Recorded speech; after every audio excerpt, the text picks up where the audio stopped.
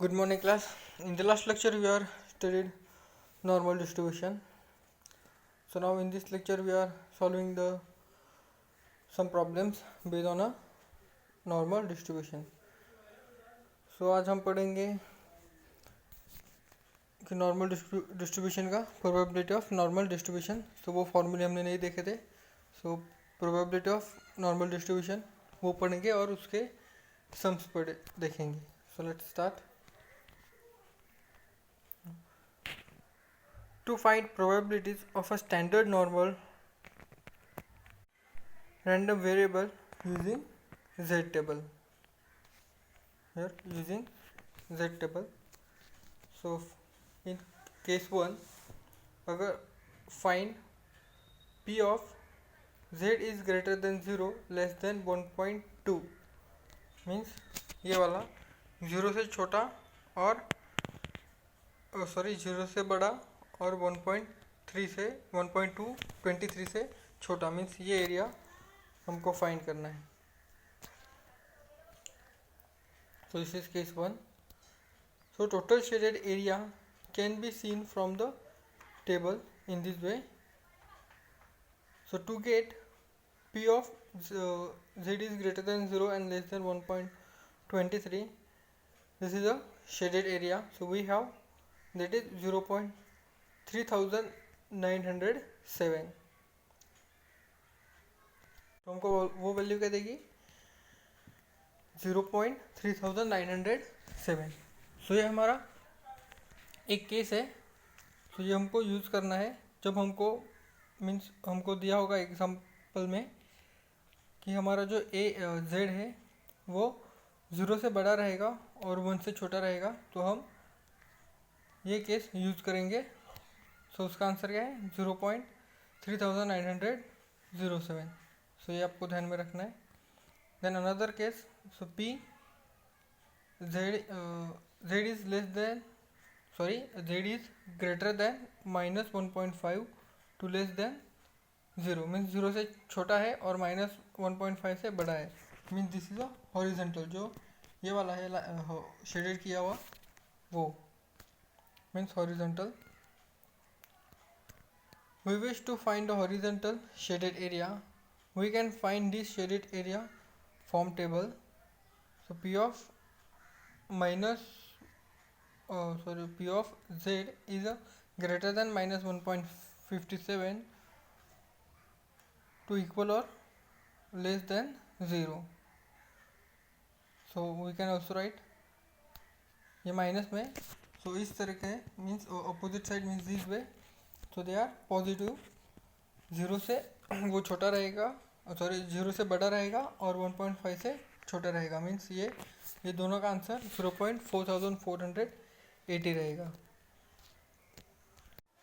सो हमने अभी 2 केसेस पढ़ा. वन केस क्या है कि वो 0 से बड़ा और 1.2 से छोटा मीन्स ये उसका आंसर दैट इज 0.3900. और अभी वो 1.5 ओके 0 से बड़ा 0 से छोटा है और 1.5 से बड़ा मीन्स ये वाला. और here also same means opposite side 0 से बड़ा और 1.5 से छोटा. सो दे गिव्स 0.4480. अगर ऐसा रहेगा ओनली जेड दिया रहेगा कि find P of Z greater than 0.7. Now Z is 0.7 greater than 0.7 means वो ज़्यादा से ज़्यादा कितना भी हो सकता है. ग्रेटर देन मीन्स 0.7 से ज़्यादा, कम नहीं, उससे बड़ा. इसलिए हम ये शेडेड पोर्शन ले रहे हैं. ये नहीं लेंगे क्योंकि उसने 0 नहीं बोला है मीन्स लेस देन नहीं बोला है, ग्रेटर बोला है. Z is greater than 0.7. तो ये हो गया हमारा 0.78 से उससे बड़ा मीन्स ये वाला पोर्शन. सो हमको फाइंड करने के लिए हम क्या यूज़ करेंगे हियर दिस. सो ये फॉर्मूला यूज़ करेंगे.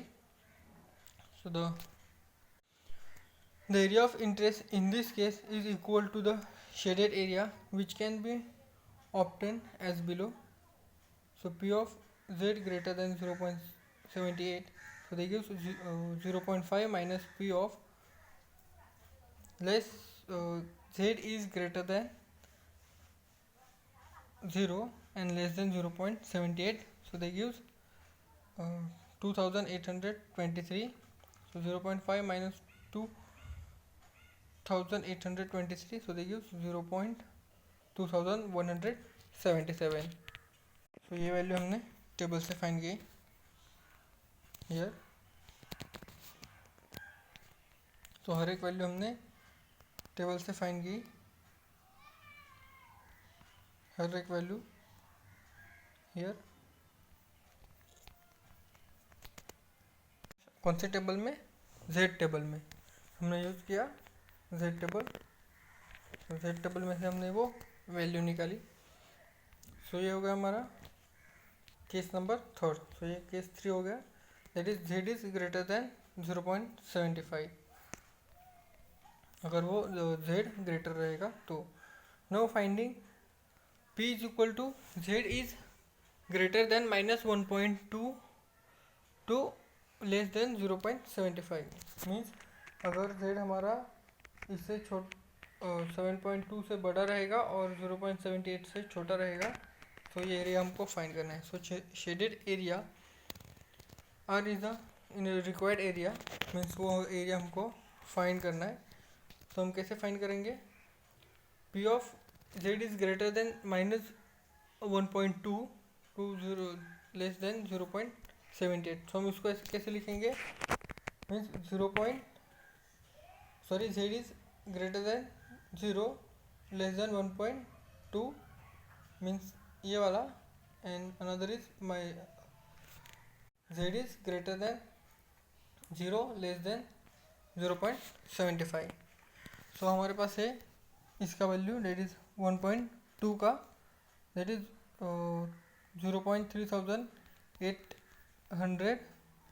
900 मीन्स नियरली हियर, क्योंकि ये 1.2 है. सो उसका आंसर ये आया. बट हम टेबल में चेक करेंगे. मीन्स एग्जैक्ट टेबल का वैल्यू लिखेंगे. मीन्स जेड टेबल है हमारे पास, वो वैल्यू लिखेंगे. तो वो क्या है? 0.3849. और हमारे पास वैल्यू है दैट इज 0.78. तो 0.2823. तो उसका एडिशन किया तो 0.6672. So P of Z is greater than -1.2 to less than 0.78. So they give 0.6672. So ये चारों के चारों केसेस हमको ध्यान में रखना है. तो इधर इसका वैल्यू क्या है? 0.2823. इधर नॉट 2000, 0.2000. तो ये चारों के चारों केसेस आपको ध्यान में रखना है, बायहार्ट करना है, तभी हम प्रोबेबिलिटी फाइंड कर सकते हैं किसका? नॉर्मल का. सुनो note that. So first note क्या है? P of Z is less than A. अगर जेड छोटा रहेगा ए से, so P of Z is less than A means the probability of a standard normal random variable is less than A. Then second property, P of Z is greater than A means the probability of standard normal random variable is greater than A. Or Z is greater than A and less than B means probability of standard norm variable is between A and B. So वो A and B के between में रहेगा. Now the following probabilities are equivalent. So P of Z is greater and less than B equal to P of Z is greater or equal to A and less than B, or this equal to probability of Z is a greater than A and less or equal to B, and Z is a equal or greater than B and less or equal than B, A and B. So ये सारी के सारी चीज़ें means case 1, case 2 and case 3 आपको ध्यान में रखना है. मीन्स Z इज ग्रेटर रहेगा, लेस देन रहेगा, नहीं तो z greater then a less than b रहेगा। तो हमको क्या क्या मीन्स कौन सा फार्मूला यूज़ करना है, कैसे लिखना है। सो हम ये फार्मूला यूज़ करेंगे। Then z is greater than 0.7 रहेगा तो हम ये फार्मूला यूज़ करेंगे। अगर ऐसा रहेगा वो लेस देन 0 रहेगा और ग्रेटर देन 1.5 रहेगा, सो ये फार्मूला और ये फार्मूला हम यूज़ करेंगे। Let's start the sums. आप कंफ्यूज मत होना, सिर्फ ये फार्मूला कैसा यूज़ करना है वो आप एग्जांपल सॉल्व करते वक्त आपको समझ में आ जाएगा। Now let's start. First example, 95% of a student at a college are between 1.1 meter and 1.7 meter tall. Find mean and standard deviation assuming normal distribution. So here हमको क्या फाइंड करना है, mean and standard deviation. So हमको मालूम है mean कैसे find करते हैं, add of both and divided by 2 means add of whole number means जो जितना दिया है उतना और कितना वो कितने नंबर से वो को हम डिवाइड करते हैं। So they use mean. So mean is the average value of 1.1 metre and 7.5 metre. So that is 1.1 plus 1.7 divided by 2. So 2.8 divided by 2 means 1.4 meter. So mean is a 1.4 meter. Now for empirical rule, 95% of a data falls within a 2 standard deviation. Last lecture में देखा था कि 95% data रहेगा means empirical rule देखा था, उसमें 95% of a data will fall with in a 2 standard deviation of the mean. So here 2 standard deviation of the mean or 2 standard deviation on either side of the mean. So total deviation of 4 standard deviation. So here total deviation is a 4 standard deviation. So here first means 1 standard deviation is equal to 1.7 meter minus 1.1 meter divided by 4, that is 0.6 meter divided by 4 means 0.15 meter. So here mu is a 1.4 means mean and here sigma that is standard deviation that is 0.15. So इस तरीके से हमने mean and standard deviation find किया। सो इधर हमने क्या empirical rule use किया जो हमने लास्ट लेक्चर में पढ़ा था, वो क्या 60% था, 95% एंड 99.7%। सो वो भी रूल आपको ध्यान में रखना चाहिए। सो उसका यूज़ करके हमने स्टैंडर्ड डिविएशन फाइंड किया। हमने student pass a test if they score 50% और मोर, सो उसका स्कोर 50% और मोर है। The mark of the large number of students were sampled and the mean and standard deviation were calculated as a 42% and 8% respectively. So हमारा mean क्या हो गया 42% and standard deviation that is a 8%. So assuming that this data is normally distributed, what percent, so क्या लिखा है, what percentage of a student pass the test means हमको percentage find करना है कि कितने बच्चे पास हो गए, वो हमको परसेंटेज में फाइंड करना है। मीन्स कितने बच्चे पास हो गए वो हमको परसेंटेज में फाइंड करना है। सो लेट्स स्टार्ट। जो दिया हुआ है वो लिख देते हैं। हमको क्या दिया है कि मीन एंड स्टैंडर्ड डिविएशन वो हमको प्रोवाइड किया हुआ है। So mu is equal to mean that is 42% and sigma is equal to standard deviation that is 8%. So we have a following diagram of a standard deviation means standard normal deviation. So we can draw this diagram. So in this way in a bell shape. So this is one standard deviation 50%. तो हमारा so student का score क्या है more than 50% और मोर। So student का score है 50 और more than 50. Okay, so here, so ये म्यू होगा, then here mu plus sigma, then mu plus 2 sigma and mu plus 3 sigma. So opposite side वो माइनस हो जाएगा. From the above diagram, we say that 50% is one standard deviation over the mean. From empirical rule, 68% of marks are within one standard deviation of the mean. हमको मालूम है 50%, इधर क्या दिया है 50% और मोर, सो 50% और मोर, सो 50% या उससे ज़्यादा.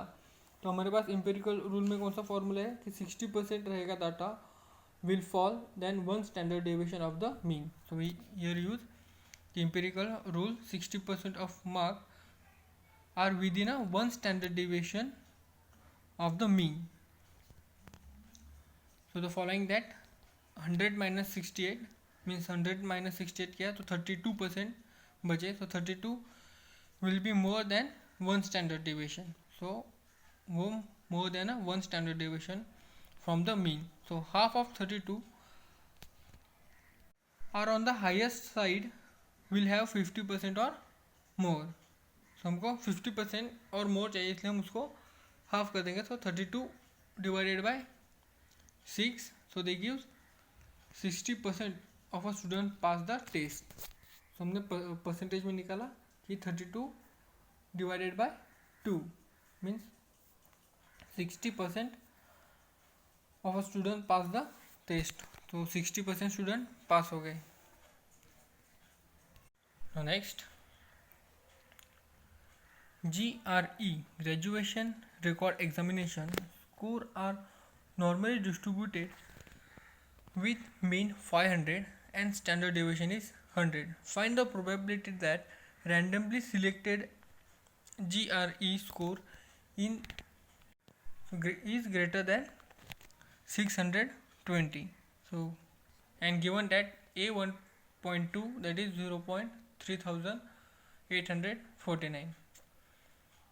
तो हमको क्या फाइंड करना है, find the probability that randomly selected GRE means graduation record examination score is greater than 6,020, sorry 620. So इसका प्रोबेबिलिटी हमको फाइंड करना है. सो हमारे पास मीन है, स्टैंडर्ड डिविएशन है और x है हमारे पास कि greater than 620, so that is x.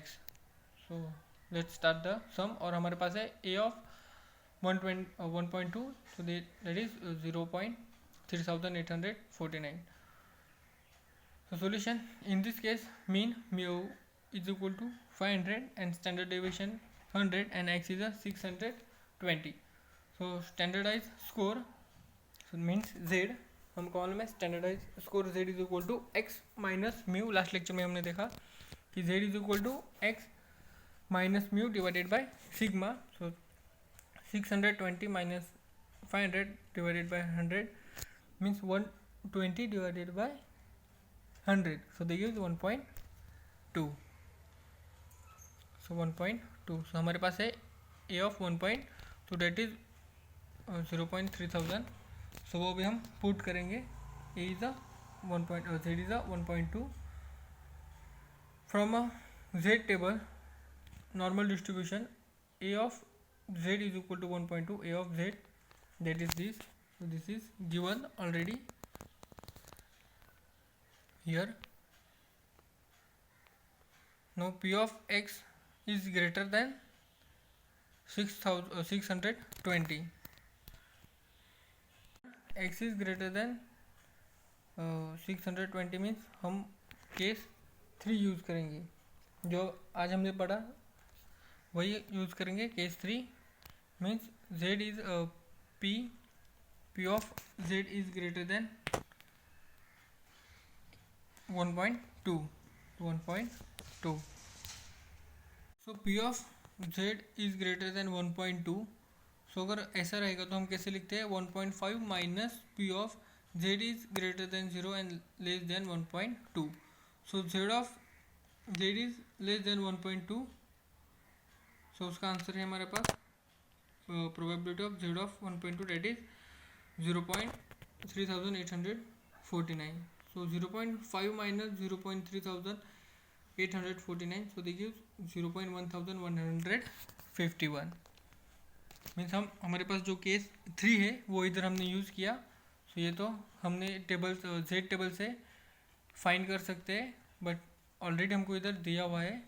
सो हम डायरेक्ट लिखेंगे A of Z of 1.2, so this is this. और इधर हम केस 3 यूज़ किया, P of X is greater than 120. Means हमको प्रोबेबिलिटी फाइंड करनी थी greater than 120. So greater than 120, so x is greater than 600, sorry 120 नहीं 620, so greater than 620. so इधर हम ये फॉर्मूला यूज़ करेंगे p z greater than 1.2, कि हमने यही फाइंड किया 1.2. so p of z greater than 2. so इधर अब इधर हम थर्ड प्रॉपर्टी यूज़ करेंगे, that is 0.5 minus P of z is greater than 0 less than 1.2. तो उसका आंसर हमको मालूम है, वो पुट करेंगे और सॉल्व करेंगे. Now next, a sample of 100 die battery cell tested to find the length of life produce the following result. Mu means is equal to 12 hour and standard deviation, that is 3 hour. Assuming that the data are normally distributed, what percentage of a battery cell are expressed to have life? So first, more than 50 hour, then less than 6 hour, and third is a between 10 hour and 40 our. सो इसके लिए हमको find करना है, और हमको given that means एक table दिया हुआ है कि z इज इक्वल टू 2.5 रहेगा तो उसका एरिया क्या रहेगा 0.4900, और z इज इक्वल टू 2 रहेगा तो उसका एरिया 0.4700, और एरिया 1 रहेगा तो 0.3400, और z 0.67 रहेगा तो उसका एरिया आएगा 0.2486. सो ये टेबल भी हमको दिया हुआ है. सो फर्स्ट हम क्या करेंगे, स्टैंडर्डाइज स्कोर फाइंड करेंगे. जो ऊपर किया वैसे ही फर्स्ट हम स्टैंडर्डाइज स्कोर फाइंड करेंगे. सो वो स्कोर हमको फॉर्मूले में पुट करना पड़ेगा. सो वैसे ही सेम हियर करेंगे. So solution, in this case mean and standard deviation हमको दिया हुआ है. So mean mu is equal to 1.2 and standard deviation is 3. और हमको बोला कि sample of 100 dry battery cell. So उधर कैपिटल एन दिया हुआ है कि 100 डाई बैटरी सेल दिया हुआ है, means N is equal to 100 आ गया. Now standardize score, capital Z is equal to X minus mu divided by sigma. So X means क्या, जो हमको फाइंड करना है, मीन्स कितना होवर है. मीन्स हमको जो ए बी और सी दिया है वो means this one 56 15 60 10 and 40. So standardize value for x as 15. अगर 50 ओवर रहेगा तो क्या आएगा, then 6 over, then 10 over and 40 over रहेगा तो क्या आएगा. सो द स्टैंडर्डाइज, ये तो स्टैंडर्डाइज स्कोर है, हम फाइंड करेंगे, बट किसके लिए, x मीन्स हम किसके लिए फाइंड कर रहे हैं. So standardize value of for x is equal to 15. So z is equal to 15 minus 12 divided by 3, so they gives 1. Now standardize value of x is equal to 6, so they give minus 2. Then standardized value of x is equal to 10, so they give minus 0.67, and standardized value of x is equal to 14, so they give 0.67 plus 0.67. so ये हमको standardize value मिल गई, means हमारी z की z of 1, z of minus 2 and z of minus 0.67 and ये Z की value हमको मिल गई। But हमको इधर दिया हुआ था कि जेड की ये वैल्यू रहेगी, अगर जेड की ये वैल्यू रहेगी तो उसका एरिया ये मिलेगा। तो हमको यही जेड की वैल्यू हमने यही फाइंड की, तो इसका एरिया भी हमारे पास है। सर अभी हम फर्स्ट फाइंड करेंगे कि मोर देन 50 ओवर रहेगा तो उसकी प्रोबेबिलिटी क्या आएगी कि more than 50 means greater than 50 over. Okay, so let's first probability of life battery cell is more than 50 over. More than 50 over means z is greater than 1 means हम इधर कौन सा फॉर्मूला यूज करेंगे, case number 3 greater than 1. So p of greater than 1, area under the standardized normal curve to the right of z is equal to 1 means area of the right of z is equal to 0 minus area between z is equal to 0 to z is equal to 1 means हम फॉर्मूले में क्या लिखते हैं, that is 0.5 minus z is equal to 1, area between z is equal to 1। तो area of z is equal to 1 हमको दिया हुआ है, सॉरी हियर दैट इज 0.3430। तो ये हम लिखेंगे इधर और माइनस करेंगे, सो 0.1587। आप पूछेंगे इधर 1 ही क्यों लिया, क्योंकि हमने इधर z is equal to 1 find किया था for 50 hours. So for 50 hour के लिए हमारा z क्या आया, 1 आया। सो इधर हमने 1 क्यों लिया, क्योंकि हमने जब स्टैंडर्डाइज वैल्यू फाइंड की फॉर x मीन्स 15 ओवर के लिए, तो हमारा जो z है वो 1 आया, इसलिए हम z इज ग्रेटर देन 1 रखेंगे। So area under the standard normal curve of the right of z is equal to 1। So वो क्या हो जाएगा, area of right of z is equal to 0 minus this 1 means ये minus करके ये area greater है ना, मुझसे ज़्यादा से ज़्यादा कितना भी मीन्स 0.5 माइनस 0.3430। सो ये तो फॉर्मूला है, हमको मालूम है, और ये तो गिवन थिंग्स मीन्स हमारे क्वेश्चन में है Z1 का एरिया। सो इस तरीके से हमने फर्स्ट सॉल्व किया। देन बी क्या है कि less than 6 hour. So 6 hour के लिए हमने क्या फाइंड किया, 6 आवर के लिए -2 आ गया। सो जेड क्या आएगा, जेड इधर आएगा हमारा -2। So be probability of a life of battery cell is less than 6 hour. So area under the standard normal curve of the left of Z is equal to -2, तो वो लेफ्ट साइड जाएगा।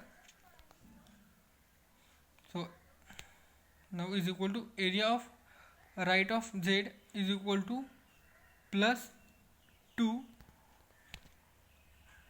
so by symmetric of the curve means +2 times symmetric of the curve, कि दोनों तरफ same ही रहेगा।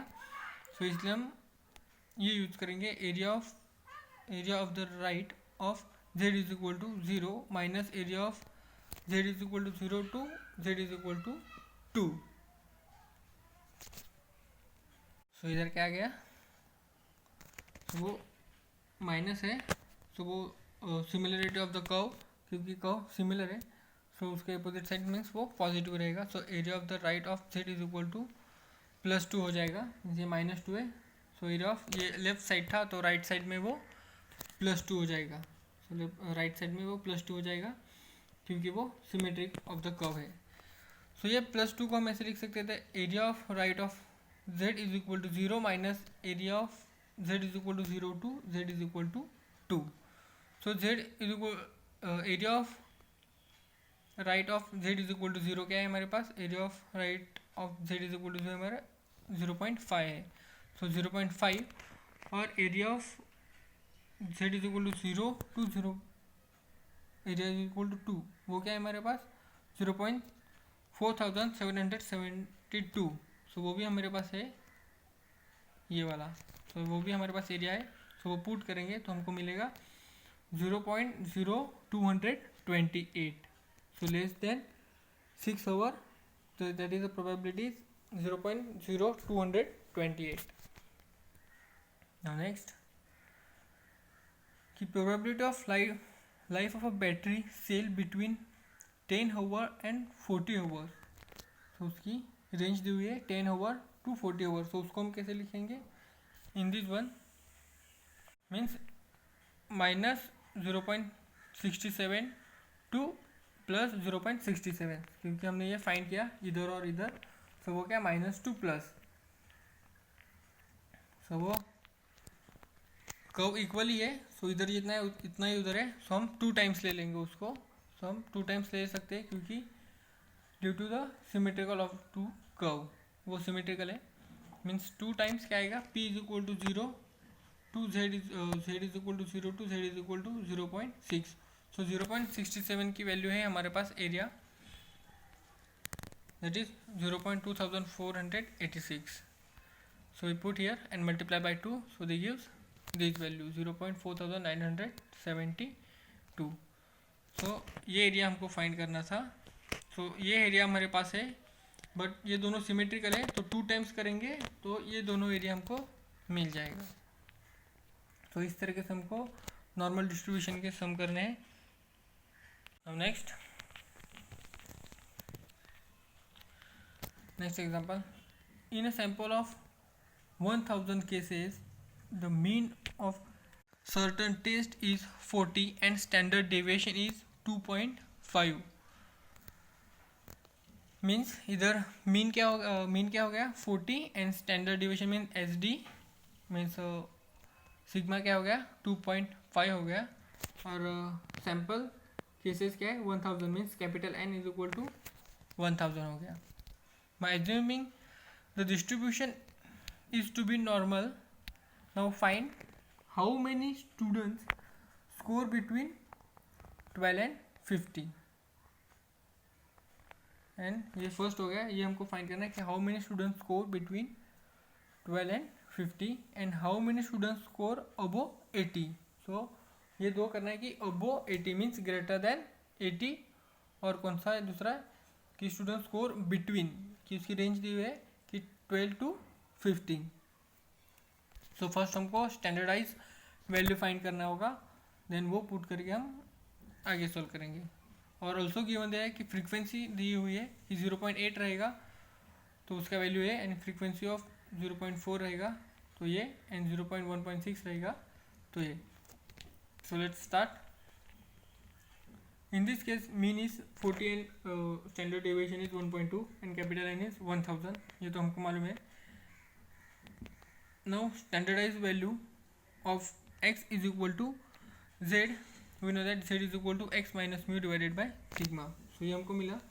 अभी हमारे पास x is क्या है? x मीन्स किसके लिए हम फाइंड करें? 12 के लिए फाइंड करेंगे, 15 के लिए फाइंड करेंगे, 18 के लिए फाइंड करेंगे. तो हमको स्टैंडर्डाइज वैल्यू मिलेगी for x is equal to 12 and for x is equal to 15 and for x is equal to 18. तो हमको z क्या मिला? 0.8, 0.4 एंड 0.6.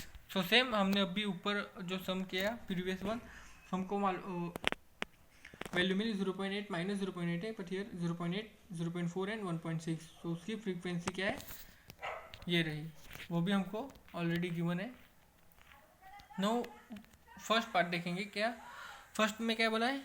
ए में how many students score between 12 and 15. So 12 and 15. सो 12 के लिए कितना है? -0.8 एंड 15 1.4. सो z क्या आएगा? तो probability of 12x 15. So probability of 12x 15. So probability of -0.8 z to 0.4 means z is greater then -0.8 and less than 0.4. So area of z is equal to -0.8 to z is equal to 0.4 means -0.8 to 0.4. So इधर ये area में क्या आएगा? Area from 0 to 0.8 plus और ये area में क्या आएगा प्लस एरिया 0 to 0.4। सो उसकी फ्रीक्वेंसी दी हुई है 0.8 की, that is 1881। We write here 1881 and 0.4 की 0.1554। सो उसका आंसर आया, एडिशन करेंगे तो 0.4435। सो ये होगा ये हमारी प्रोबेबिलिटी फाइंड किया, but for a sample of 100 cases. So required number of students, that is n. So n multiplied by probability of -8 means 0.8 sorry here printing mistake, -0.8 to 0.4। so वो क्या है 0.4435। so 1000 multiplied by this, so they give 443.5। so इधर 5 है, so next term is increase करेंगे 1 से, so क्या आएगा 444। so वो अप्रोक्सीमेटली वैल्यू है, दैट इज सिमिलरली 444। so ये हो गई हमारी 12 to 15। Now how many, second क्या है, how many students score ओबो 18। so 80 के ओबोर मीन्स हम कैसे लिखेंगे, x is greater then 18 means z is greater than 1.6। तो हम 18 के लिए स्टैंडर्डाइज वैल्यू क्या फाइंड की 1.6। So z is greater than 1.6, the area of right of z, so area right of z क्या आएगा, z is equal to 1.6। So हम उसको ऐसे लिखेंगे, area to the right of z is equal to 0 minus area of z is equal to 0 to z is equal to 1.6 means ऐसा रहेगा। तो 0 ये हो गया हमारा 1.6, तो ये माइनस ये नहीं लेंगे क्योंकि ग्रेटर देन 1.6 बोला है ना, सो ग्रेटर देन 1.6 मीन्स ये वाला टर्म, सो ये हमको फाइंड करना है, ये नहीं फाइंड करना है, इसलिए ये माइनस कर देंगे इससे, तो हमको ये मिलेगा। सो 0, सो हम क्या फाइंड करेंगे 0 to 1.6, उसमें से हम ये माइनस कर देंगे, हमको वैल्यू मिलेगी। So area of right is equal to 0 minus area of z to 0 to z is equal to 1.6। So frequency of 1.6, so they gives 0.4452। So वो 0.5 minus 0.4, so they gives 0.05। Now required number of students, so हमको students निकालना है कितने हैं, so how many students, so हमारे पास कितने हैं 1000 सैम्पल ऑफ द केसेस है। So n multiply by probability of z greater than 1.6, so 1000 multiply by 0.05, so this is 54.8। So 8 increase हो जाएगा means 55 students, so nearly 55 students are greater than 15। So इस तरीके से हम एग्जाम्पल सॉल्व करेंगे।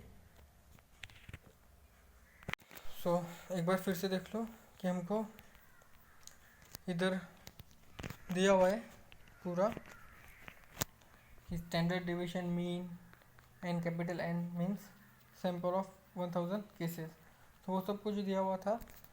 So means इधर हमको मीन एंड स्टैंडर्ड डिवीजन दिया है एंड कैपिटल एन दिया हुआ है।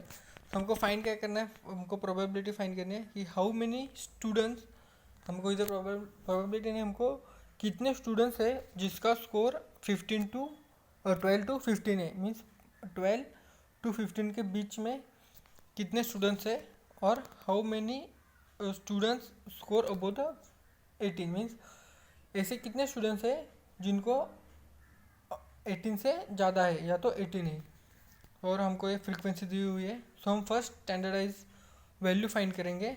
सो किसके लिए 12, 15 एंड 18 की, तो ये तो हमारे पास है, और ये फार्मूला भी हमारे पास है स्टैंडर्डाइज वैल्यू का। सो एक्स मीन्स हमको कितना 12, 15 और 18 वो हमको दिया हुआ था, सो वो फाइंड करेंगे, दैट इज 0.8, 0.4 एंड 60, वो हमको स्टैंडर्डाइज वैल्यू मिला। देन हमारे पास हमको क्या फाइंड करना था कि ऐसे स्टूडेंट्स फाइंड करो जिनका स्कोर 15 टू और 12 टू 15 के बीच में है, मीन्स स्कोर बिटवीन 12 एंड 15।